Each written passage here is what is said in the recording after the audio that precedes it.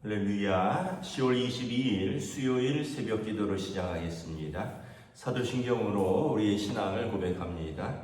나는 전능하신 아버지 하나님 천지의 창조주를 믿습니다. 나는 그의 유일하신 아들 우리 주 예수 그리스도를 믿습니다.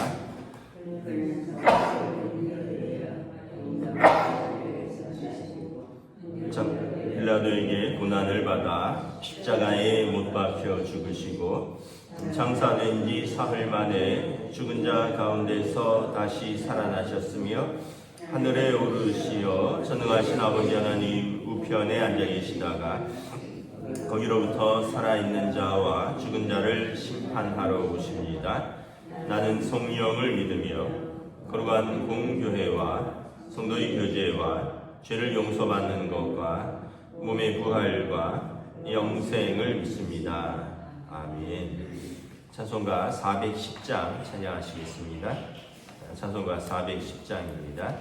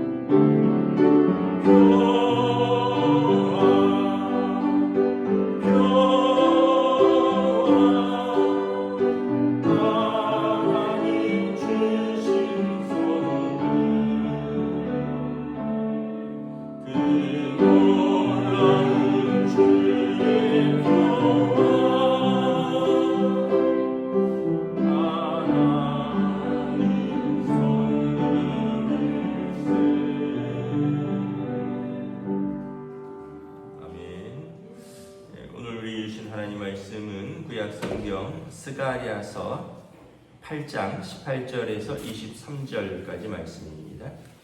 스가랴서 8장 18절에서 23절까지 말씀입니다. 다 찾으신 줄 알고 저와 여러분들이 한 절씩 교독하도록 하겠습니다. 만군의 여호와의 말씀이 내게 임하여 이르시되 만군의 여호와가 이같이 말하노라. 넷째 달의 금식과 다섯째 달의 금식과 일곱째 달의 금식과 열째 달의 금식이 변하여 유다 족속에게 기쁨과 즐거움과 희락의 절기들이 되리니 오직 너희는 진리와 화평을 사랑할지니라. 만군의 여호와가 이와 같이 말하노라. 다시 여러 백성과 많은 성읍의 주민이 올 것이라. 이 성읍 주민이 저 성읍에 가서 이르기를 우리가 속히 가서 만군의 여호와를 찾고 여호와께 은혜를 구하자 하면 나도 가겠노라 하겠으며 많은 백성과 강대한 나라들이 예루살렘으로 와서 만군의 여호와를 찾고 여호와께 은혜를 구하리라. 만군의 여호와가 이와 같이 말하노라. 그날에는 말이 다른 이방 백성 10명이 유다 사람 하나의 옷자락을 잡을 것이라. 곧 잡고 말하기를 하나님이 너희와 함께 하심을 들었나니 우리가 너희와 함께 가려 하노라 하리라 하시니라. 아멘. 할렐루야. 네, 오늘도 새 날을 주셨습니다. 주님께서 은혜와 평강으로 함께하여 주시기를 축복합니다. 예루살렘의 회복에 대한 약속을 스가랴 선지자가 선포를 하고 있죠. 돌아왔더니 나라가 참혹한 지경에 이르렀습니다. 70년간 버려졌으니까 여러분 생각해 보세요. 70년간 그 젊은이들, 건강한 사람들은 다 포로로 잡혀갔고요.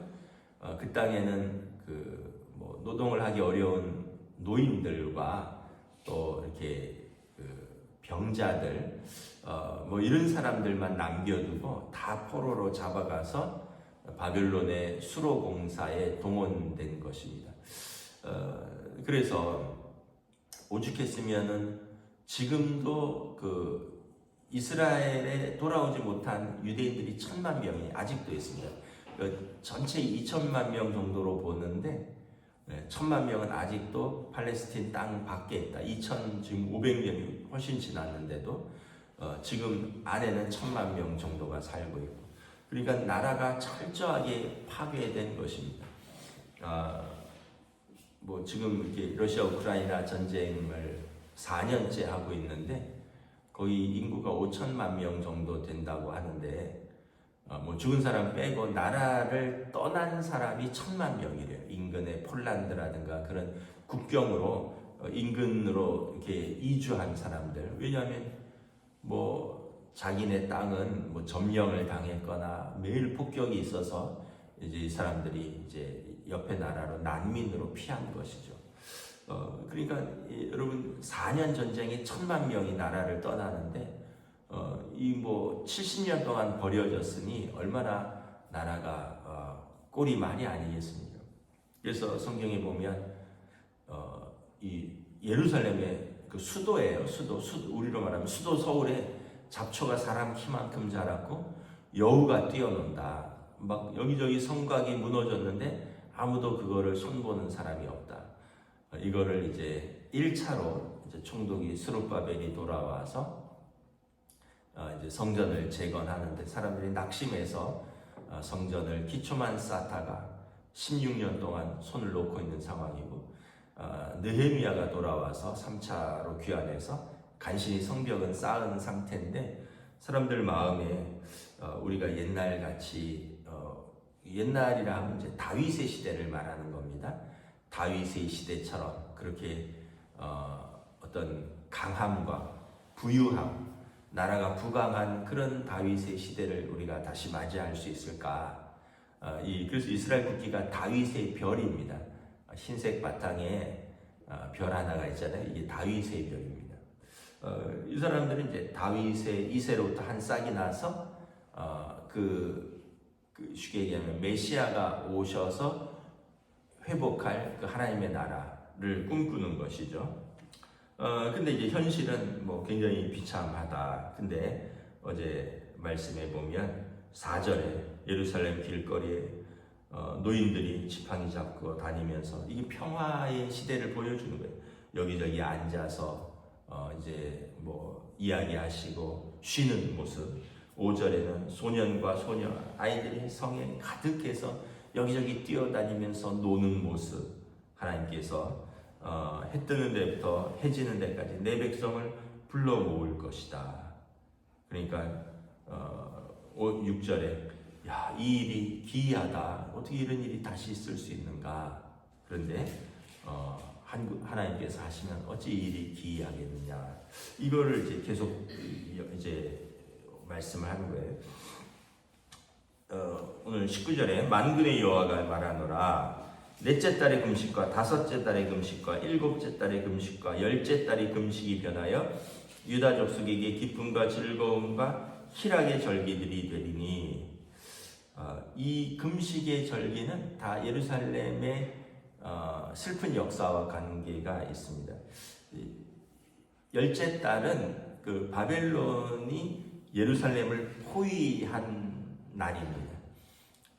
넷째 달은 이게 포위해서 뭐 물을 끊고 곡식이 들어가지 못하게 하고 성벽을 완전히 포기하고 있다가 넷째 달에 성벽을 허문 날입니다.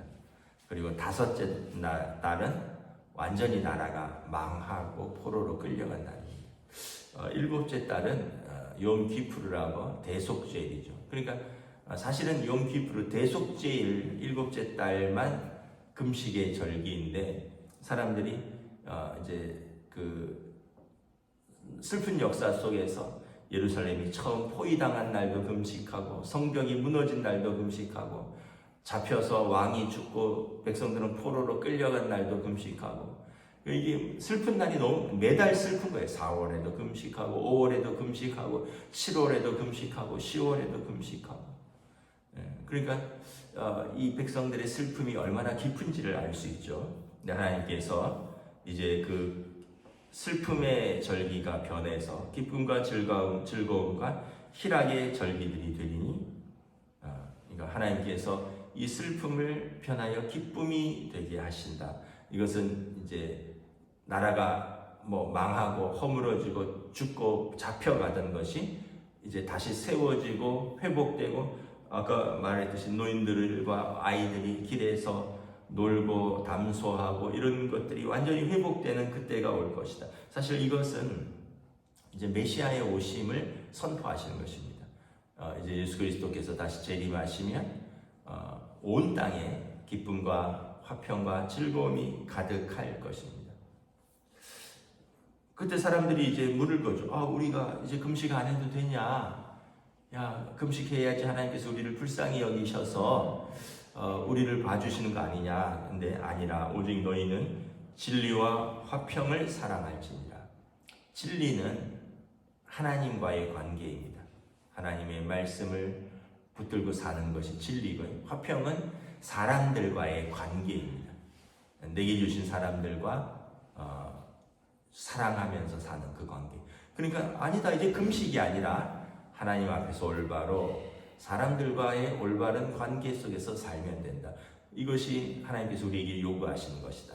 그러니까 금식하고 머리 풀어헤치고 밥 안 먹고 눈물을 흘리고, 이것도 하나님이 우리를 긍휼히 여기고 불쌍히 여기지만, 그거보다 하나님과 앞에서 올바른 관계, 사람들 앞에서의 올바른 관계로 사는 것을 하나님이 원하신다. 20절에 이제 다시 여러 백성과 많은 성읍의 주민들이 올 것이라. 그 다 뿔뿔이 흩어져서 사람이 살지 않는 그 땅에 많은 여러 백성들이 오고 많은 성읍들의 주민이 올 것이라. 여러 성읍들이 뭐 황폐화됐잖아요. 근데 점점 사람들이 돌아올 것이다. 그래서 그 이스라엘도 1948년에 독립을 했습니다. 영국의 식민지에서 독립을 했는데 그 이후로 무려 한 700~800만이 다시 돌아온 거예요. 전 세계에서. 그래서 지금도 계속 돌아오고 있습니다. 이게 시오니즘입니다. 시온으로 돌아가자. 시온은 그 예루살렘의 언덕이라 그랬잖아요. 성전으로 올라가는 그 언덕, 시온이즘, 다시 시온으로 돌아가자. 근데 뭐 이런 것보다 사실은 더 올바른 시오니즘은 메시아가 오셔서 회복인 것이에요. 물론 이제 뭐 지금 자기들이 자기 땅으로 돌아가는 것도 의미가 있겠지만 여기서 말하는 것은 메시아가 그 땅에 오셨을 때 동서남북으로부터 주의 이름을 부르는 자들이 막 몰려오는 그 회복을 말하는 것입니다. 21절에 이 성읍 주민이 저 성읍에 가서 이르기를 우리가 속히 가서 만군의 여호와를 찾고 여호와께 은혜를 구하자면 나도 가겠노라. 그 사람들이 이 성읍에서 야 돌아가자, 저 성읍에서도 야 돌아가자, 야 이제 우리 땅으로 돌아가자 하면 나도 가겠노라. 지금은 안 갈라 그래요. 왜냐하면 이제 그 당시를 말하는 거예요. 포로로 귀환한 이후에 야 가봐야 여기는 그래도 집도 있고 가족도 있고 뭐 어쨌든 일거리도 있는데 거기는 가봐야 뭐가 있냐. 집도 새로 지어야 되고 우리 땅이 어디 있는지도 모르고 그리고 애들도 있고 어린 어르신들도 부모님도 연로하고 난 거기가 1000km입니다. 1000km가 직선거리로 1000km예요. 여러분 지금 생각해보세요. 이라크에서 이란에서 걸어서 이스라엘 가는 거예요. 그 이스라엘 공군기가 이란을 폭격하잖아요. 이게 공중급유를 받아야지 갔다 오는 겁니다. 한 번에 갔다가 왕복 2000km가 힘들어요. 그러니까 어마어마한 먼 거리예요. 직선거리로 하늘길로만 그렇다는 거지 이게 그 도로를 따라 산을 따라 강을 따라 가면 2배는 될 겁니다. 근데 우리가 이걸 어떻게 돌아가냐. 이 많은 짐을 여기다 다 둬야 되고 아니면 여기서 일군고 다 둬야 되고 거기 가서 다시 시작하자고 사람들이 엄두가 안 나는 거예요. 근데 야 거기 살만하더라. 야 거기 좋아. 이러면 어떻게 사람들이 그래 그럼 나도 가자. 이러면서 가는 거예요. 그래서 지금 전 세계에서 유대인들이 계속 돌아오고 있는 중입니다. 아직도 뭐 지금 동유럽에 유럽 쪽에 사람들이 많이 살아요. 유대인들이 아프리카 쪽에도 많이 살고 아시아 쪽에도 많이 살고 근데 뭐 이제 우리나라에는 거의 없대요. 일본에도 좀 있긴 있고 중국에도 좀 있었는데 우리나라에는 거의 없대요. 왜냐하면 우리나라 사람들은 독하거든요. 남의 나라 사람이 우리나라에서 잘 되는 거를 허락을 안 해요. 우리나라 사람은 독해요. 그래서 화교들도 중국 사람들이 동남아시아 다 잡고 있잖아요. 뭐 싱가포르, 뭐 캄보디아, 뭐 말레이시아, 인도네시아 다 중국 사람들이 거기 부자들입니다. 중국 사람들이 거기 부를 다 잡고 있어요. 우리나라는 인천에 가면 차이나타운 조금, 뭐 차이나타운 여기 조금 있지. 우리나라에서는 힘을 못 써요. 그러니까 우리나라 사람들이 세상에서 거의 제일 독한 사람 중에 한 명입니다. 왜냐하면 우리도 굉장히 단일 민족 막 이런 것 때문에 일본 사람들도 좀 그런 게 있는데 우리나라도 그런 게 좀 있거든요. 그러니까 여기서 핍박당하면 어떻게 해요? 돌아가자 이렇게 되는 거거든요. 근데 거기서 살만하면 야, 거기 왜 돌아가냐 이렇게 되는 거예요. 제가 말레이시아, 뭐 인도네시아 때 선교 때문에 옛날에 부목사 때 좀 다녀보니까 한 3분의 1은 화교예요. 거기가 뭐 거의 말레이시아, 인도네시아, 마이너, 그다음에 중국어, 영어 세 개가 거의 비슷하게 써요. 이게 말도 안 되는 거죠. 우리나라에서 여러분 뭐 예를 들어서 영어, 중국어, 한국어가 거의 같은 비율로 쓰인다. 식당에서 아무 언어로 해도 다 된다. 이렇진 않잖아요. 우리나라는. 그러니까 이게 그 얼마나 많은 사람들이 이제 좋으면 안 돌아가요. 근데 못 살면 돌아가는 거죠. 우리나라는 유대인들이 옛날에 있었대요. 우리나라까지도 피난 와서 살았는데 우리나라 사람들이 워낙 핍박하니까 다 돌아갔다는 거예요. 그러니까 이게 포로로 살면서 궁핍하게 살고 핍박받으면서 사느니 야 우리나라가 회복된다 이러면 가는 거죠. 이제 예루살렘이 회복된다. 메시아가 오셔서 그 성읍에 사람들이 가득 차니까 이 성읍 저 성읍에서 야 나도 가겠다 이런다고 일어선다는 거예요. 22절에 많은 백성과 강대한 나라들이 예루살렘으로 와서 만군의 여호와를 찾고 여호와께 은혜를 구하리라. 많은 백성과 이제는 다른 나라들도 야 우리도 하나님께 은혜를 구하겠다 이렇게 고백을 한다는 거예요.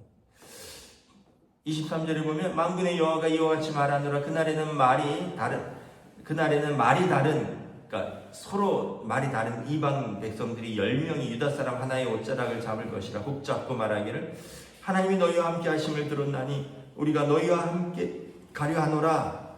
10명이 유다 사람 1명을 붙들고 야 우리도 너희 나라 가면 안 되냐. 하나님이 너희와 함께 계시다며. 창세기 12장에 보면 하나님이 아브라함을 부르셔요. 너를 복의 근원으로 삼겠다. 너를 축복하는 자를 내가 복주고 너를 저주하는 자를 내가 저주하리라. 아브라함이 복의 통로가 되는 거잖아요. 이와 같은 것이 될 것이다. 이것은 이제 메시아의 오심을 말하는 겁니다. 메시아께서 오시면 이제는 말이 다른, 아까도 말했지만 동서남북으로부터 하나님의 이름을 부르는 모든 백성, 이제는 유대인만이 아니라 이방인들도 하나님 앞에 돌아오는 그 나라를 꿈꾸게 될 것이다. 근데 이제 사실 이게 꿈과 같은 이야기죠. 왜냐하면 현실은 포로에서 돌아와서 아무것도 없는 땅, 다 무너진 땅, 거기서 지금 막 텐트 하나 치고 겨우 살고 있는 그 사람들에게 하나님께서 이와 같이 회복을 약속하신다라는 것입니다. 말씀을 마치겠습니다. 우리 두 가지만 생각하면 될 것 같아요. 첫째는 하나님께서 은혜 베푸시면 슬픔이 변하여 근심이 변하여 기쁨과 즐거움과 희락이 될 것이다. 두 번째는 하나님께서 우리에게 요구하신 것은 금식이 아니라 진리와 화평이시다. 금식하며 기도하는 것도 필요하지만 더 중요한 건 하나님과의 올바른 관계, 사람들과의 올바른 관계이다. 이게 하나님 앞에서의 믿음의 삶이다. 기도하겠습니다. 하나님의 은혜를 감사합니다. 참으로 폐허가 되어서 다시 재건하기에 너무나 힘든 현실 앞에서 절망하고 낙심한 사람들, 우리가 하나님 앞에서 울며 머리를 풀어헤치고 밥을 먹지 않고 기도하면 하나님이 우리를 긍휼히 여기실까? 이것이 4월, 5월, 7월, 10월 그들의 반복되는 슬픈 역사지만 하나님께서는 이제 금식할 필요가 없다. 기뻐하고 즐거워하라. 진리와 화평으로 사랑하라. 하나님께서 너희와 함께 하신다. 자기 백성을 위로하시는 하나님, 메시아가 오시면 이제 자기 백성이 그 땅으로 돌아갈 것이요 이 성읍과 저 성읍에서도 우리도 가겠노라 할 뿐만 아니라 10명이 1명을 붙들고 우리도 그 하나님의 너희 하나님의 은혜를 구하고자 하노라. 이러한 날이 올 것이다. 하나님의 회복의 날은 참으로 주님 오시는 그 재림의 날은 땅이 기뻐하며 즐거워하며 회복하고 모든 민족이 기뻐하며 즐거워하며 하나님께 나아오는 그날이 될 것이다 말씀하고 있습니다. 메시아 되시는 우리 주님 다시 오시는 그날을 꿈꾸며 우리의 삶에 때로는 슬픔과 낙심의 일들도 많이 있지만 우리가 주님의 말씀을 붙들고 진리와 화평 가운데 하나님 앞에서 믿음으로 살고 주님 주시는 회복을 꿈꾸며 하나님 앞에서 믿음으로 반응하는 저희 백성들로 인도하여 주시옵소서. 감사를 드리오며 우리 주 예수 그리스도 이름으로 기도드리옵나이다. 아멘. 하늘에 계신 우리 아버지, 아버지의 이름을 거룩하게 하시며 아버지의 나라가 오게 하시며 아버지의 뜻이 하늘에서와 같이 땅에서도 이루어지게 하소서. 오늘 우리에게 일용할 양식을 주시고 우리가 우리에게 잘못한 사람을 용서하여 준 것 같이 우리 죄를 용서하여 주시고 우리를 시험에 빠지지 않게 하시고 악에서 구하소서. 나라와 권능과 영광이 영원히 아버지의 것입니다. 아멘.